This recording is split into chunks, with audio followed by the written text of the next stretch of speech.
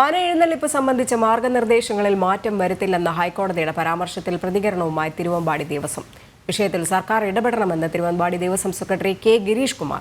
കോടതി ഉത്തരവിന്റെ അടിസ്ഥാനത്തിൽ പൂരങ്ങൾ ചടങ്ങുകൾ മാത്രമായി നടത്തേണ്ടി വരുമെന്നും ഗിരീഷ് കുമാർ പറഞ്ഞു.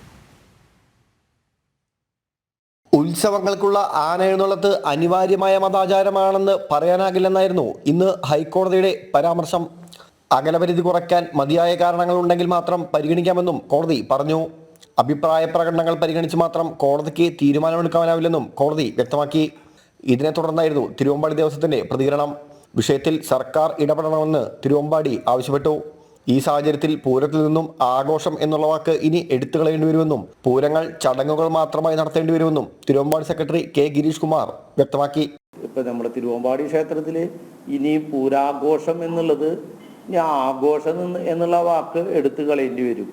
എന്താ വെച്ചാൽ പൂരം ആഘോഷം എന്ന് പറയുമ്പോൾ ധാരാളം ആൾക്കാർ വരും, ആനകൾ വരും, അതിന്റെ പ്രൗഢിയും എല്ലാം കാത്തു സൂക്ഷിക്കേണ്ടതായിട്ട് വരും. ഇനിയിപ്പോൾ നമ്മൾ ഈ ഒരാനപ്പുറത്തായിട്ട് ഒരു ശിവേലി നടക്കുന്ന പോലെ സ്ഥിരം അമ്പലത്തിൽ ഇപ്പോൾ ശിവേലി നടക്കുന്നുണ്ട്. തിരുവമ്പാടിയിലും ഗുരുവായൂരിലും അതുപോലെ ശിവേലി നടക്കുന്ന കുറേ ക്ഷേത്രങ്ങളുണ്ട്. അതേപോലെ അത് ചടങ്ങുകളായിട്ട് മാറും എന്നാണ് എനിക്ക് തോന്നുന്നത്.